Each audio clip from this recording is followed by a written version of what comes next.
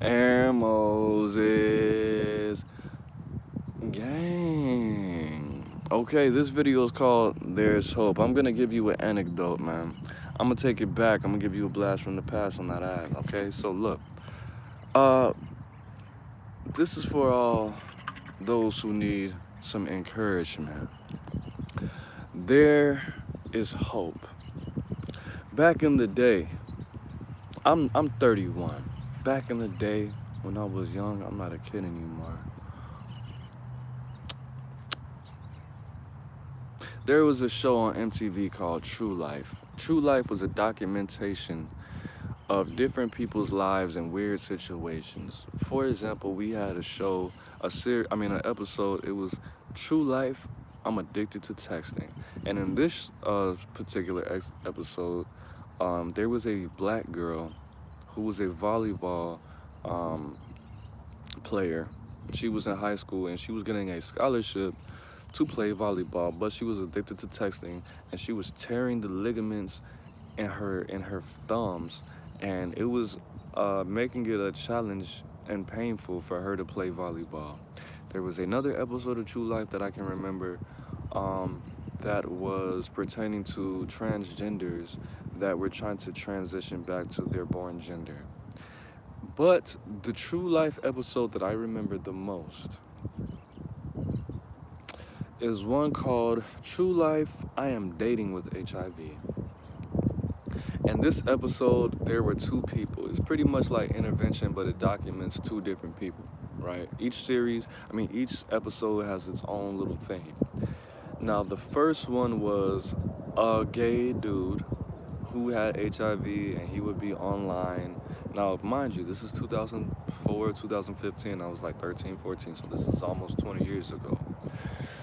This nigga was trying to date online other gay guys, and he would be like, well, I'm kind of scared. I'm gonna tell him. I'm gonna tell him that I got the pack. And then they will go on a little dinner date. I have something to tell you. Um, I'm actually, well, so 3 years ago, I had a boyfriend, and we went to the clinic, and later, I found out that I am actually HIV positive. And then the dude would be sipping their drink like, well, I'm glad you told me. That doesn't change anything, and I think, if we're safe, and then it would just black out and go on a commercial break. The MTV eyes, so, and then they would show him walking out. They would be laughing and touching the little hands and stuff like that. But then the dude would be like, so I was really nervous, but he seems really open-minded, and I'm so glad that that he can accept it. And then it would go, so it's 2:00. I texted him, and he still hasn't texted back. So I guess it's on to the next one. Oh, not funny.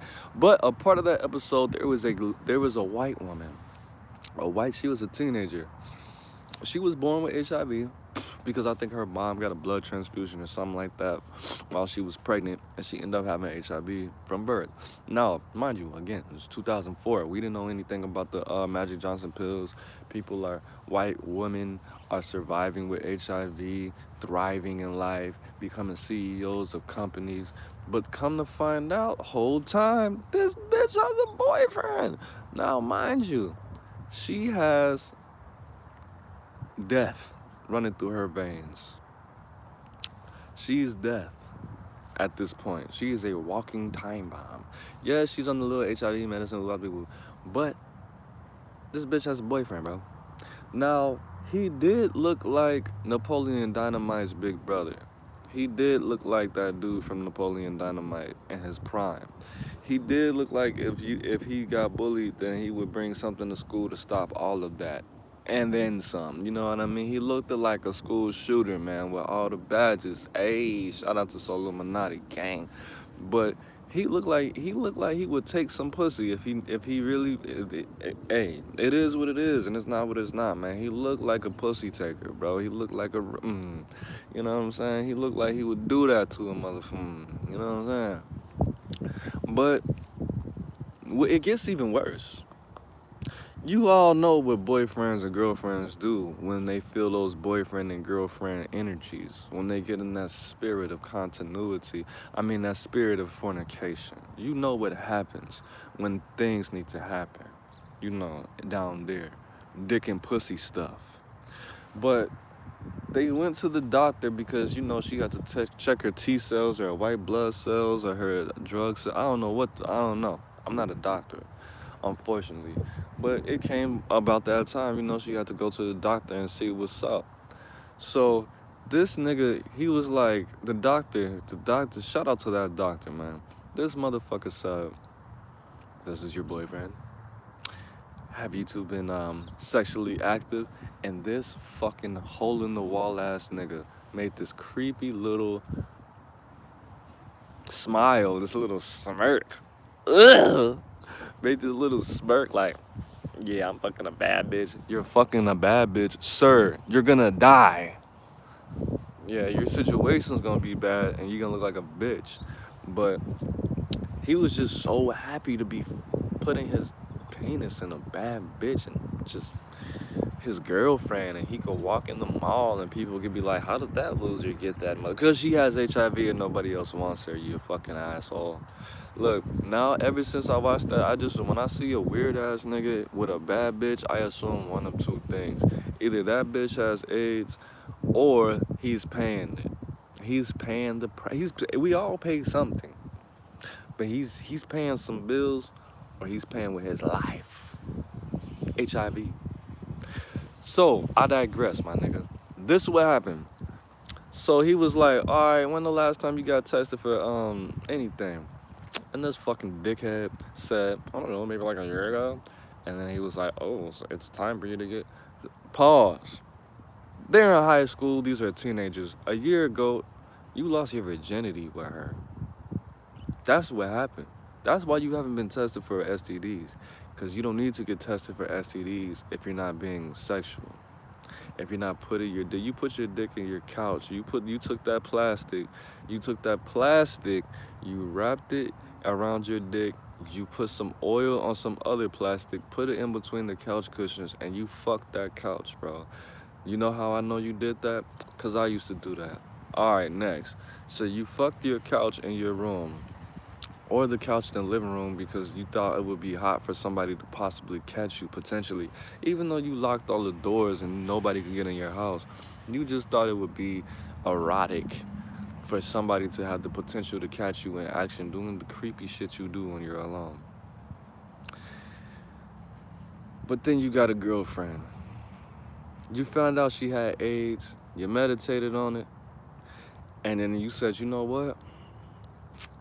I don't want to die a virgin, man. So you know what I'm gonna do? I'm gonna give my life. I'm gonna give my soul. I'm gonna give my eternity. I'm gonna go to hell for this pussy. I'm gonna lose my life. I haven't traveled the world. He might have because he was white. I haven't gotten my driver's license. I don't have a good job. I haven't gone to college. I haven't tried to work on my social skills. I don't work out. I don't take care of my face. I got acne, I got back knee, I got dick knee. You got all of these situations that you need to work out. You don't read books. You don't work on yourself. You don't love yourself. You don't love your parents. Because if you loved your parents, then you wouldn't be fucking this bitch with HIV. So because all of these things have transpired in my life, and I don't see any other way out, because I'm feeling suicidal, because I hate myself, because I can't control my life, I'm gonna have sex with this beautiful young white woman with HIV. And it gets worse. So he got tested for the HIVs, and guess what the doctor said? This nigga came in, shout out to that doctor again, two times, man. The doctor came in, and the doctor was a real nigga, man. So, for the most part. This nigga said, well, I got some good news. And you know what comes after that? And I got some bad news. Woo! Now what? What's the good news? The good news is you don't have HIV. Stupid motherfucker. But the bad news is this is the stupid this is the point where you know that you have faith. You have hope. The bad news is, guess what the bad news is? I'm gonna let it cook for a minute though, so you can think about what it is. The bad news is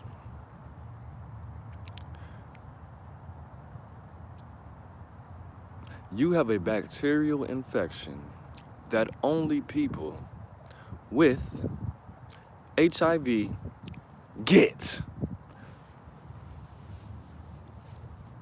Nigga, what does that mean?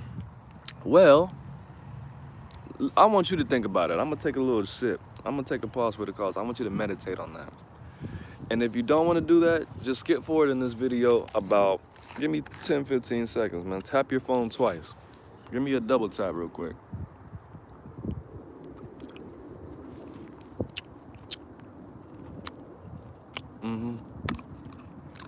What does that mean? He fucked that motherfucking white bitch raw with HIV. He used no condom. Nigga, what? If I wasn't at the cemetery, I would scream to the heavens. The whole west side would have heard this would have been the scream heard around the world. Man, what? Back in the day, look, you see I can control myself. I'm being respectful of the dead because I love them. Back in the day, we had a game called Would You Fuck Her? And we would think of weird scenarios that we would be like, would you fuck Halle Berry if she only got one leg? Nigga, hell yeah. Nigga, would you fuck Jennifer Lopez if she had a colostomy bag? Hell yeah. Nigga, would you fuck Jada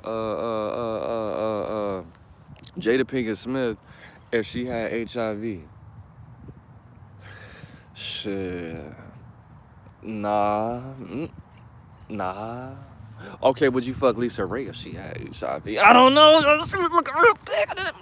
Yeah, I know, bro. All right. Taraji P. Henson. Would you fuck Taraji P. Henson if she had herpes? Herpes where? On the mouth. Man, hell, with a condom? No condom. Bruh. Yeah, you know what? Yeah, I'll do it, man. I would slide, bro. I would slide, bro. You never know, bro. You never know. I don't mean you can get it just because she got herpes on the mouth. Shit, she don't got herpes on the pussy. Man, nigga, you can still get it like that. No, you can't, nigga. Google it, nigga. We don't even got Google, nigga. This 2007, nigga. Google does it, nigga. Your broke ass just don't got parents, nigga. That's why your dad a janitor, nigga. My dad ain't no motherfucking janitor. He a custodian, nigga. That type shit. You know what I'm saying? You know what I'm saying? That's how we used to play. We used to hypothetically say we used to fuck bitches, or we would have sex with a woman that has HIV. But this man literally jumped off the Sears Tower with it. What is you doing, folks? No, nigga, you're suicidal. You might as well go ahead and do it to you, bro. And I hope that nigga's dead. I'm not gonna lie. If you really want, bro, the whole point of me saying this, okay, we have the conclusion is he fucked her raw, dog, number one. Because the only way you can get a bacterial infection on your penis, and you gotta take medicine. Bro, you what, bro? I mean, you can't care, bro. Nigga, you should have went to the army if you don't care. We need that type of soul in the army, a kamikaze ass nigga, man. The Japanese got kamikaze. We need that. We need the white kazi, bro. We need the cracker kazi. Come on, man. Serve your country, bro. It's hard out here, bro. We need the economy to lower, bro. You could have ran for.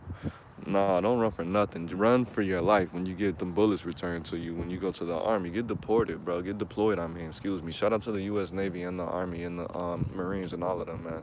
And the reserves and National Guard, man. Shout out to the National Guard, man. 3 generations deep, National Guard, nigga. You know what I'm saying? But at the end of the day, if she could find a girlfriend, yeah, a girlfriend. If she could find a girlfriend with a penis that will raw dog her and make her feel loved, then you can, sweetheart.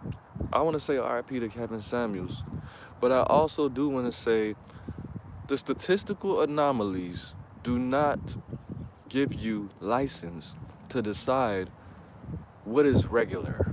What does that mean, Aaron Moses? Just because one person does something amazing, that doesn't mean that should be the standard for your life.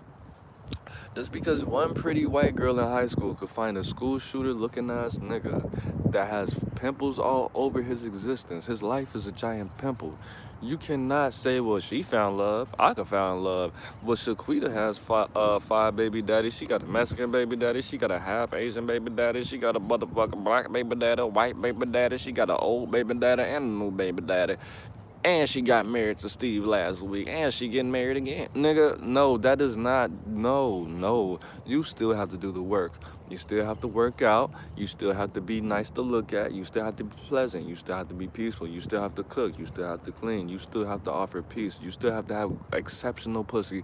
You still have to have a decent credit score. You still have to have a license, a car. You still have to have regular conversations regularly with regular people to make sure that your dumbass doesn't get even dumber.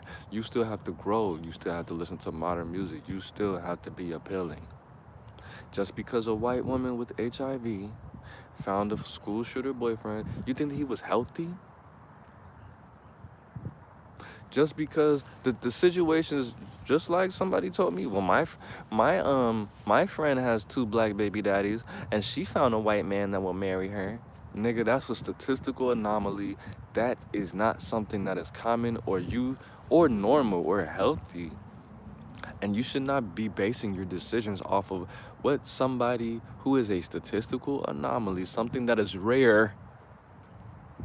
You should not be basing your actions and your motivations and your inspirations off of something that is rare, that's coming from an unhealthy place. Your friend has 2 baby daddies. She's Hispanic or Latina or Spanish, whatever you want to call her. She has 2 black babies by 2 different niggas, and she married a white man. You shouldn't say, well, if she did it, then I could do it. That's not something you should want to do in the first place. And if she did it, I can do it. It was hard. I know a lot of I know 1,000 people in the world, but because one person did it, I can do it. No, you want to put yourself in a position where you know 1,000 people who succeeded at one thing, and then you use their blueprint. You don't use the one motherfucker that did something amazing that nobody else can do and then try to do it. That's dumb. That's stupid. Don't do that. Do what the other motherfuckers did, bro. You don't want to be Soldier Boy. I was the first. No, I don't want to be the first nothing. I want to do what fucking works, my nigga. I want to do what is proven to fucking work. I don't have time. I'm not fucking Albert Einstein. I'm not fucking Jeffrey, whatever. Somebody that's successful. I'm not Jeffrey Williams. I'm not Young Thug. I want to do what works, and then after it works, then we can evolutionize this shit.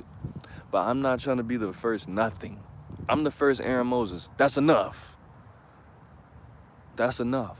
I'm the first person with my social security number. I'm one of the first people born in the 90s with this motherfucking birthday. That's enough for me, nigga. For real. I'm serious. I don't have to be unique in every different way. That's an ego thing. That's some narcissistic shit. Don't base your life off of uniqueness and statistical anomalies, nigga. Do what works. Do what works. What is so bad about doing what works? What's so bad about I understand a lot of people don't want to be traditional because tradition takes work. It takes remembrance. It takes, you know what tradition takes? Tradition takes submissiveness. We celebrate Christmas on the same day every year. You know what that's called? A tradition. You want to be so free, and you want to just breathe air and just do all weird. No, you know what? This year, I think we're going to buy a Christmas tree in July, nigga. Yeah, fuck that December shit, nigga.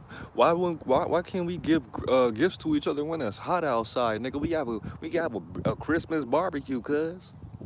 Nigga, you don't want to come to the we gonna call it the Christmas barbecue, cuz. Like, nigga, what the fuck? What are you talking about, nigga? Do what works. You want to have a whole bunch of niggas with a whole bunch of merchandise, whole bunch of presents outside. You know what happens when you nigga the Christmas wrapping is gonna go all in the fire because the wind's gonna blow and it's gonna burn down the whole house. All the little kids are gonna panic. Everybody's gonna be chasing the kids and everybody's gonna die trying to chase their kids. Everybody's gonna be trying to escape out the fire and get trampled. So not only people die from getting burnt to death, they died from inhalation and they got trampled. Damn, nigga. That's a lot of death because you don't want to be traditional. That was a stupid analogy, but take it with a grain of salt, man, for the most part. But I think I'm just rambling at this point. Um, yeah, man, gentlemen, if a nigga will fuck a bitch with HIV, don't think a nigga won't take your bitch just because you have a kid with her. And if ladies, just because this white little girl, she was in high school, she was probably like 18. Just because this white young woman with HIV has a creepy school shooter boyfriend that is probably with the R stuff, and if you know what the R stuff is, not R. Kelly, RAPE.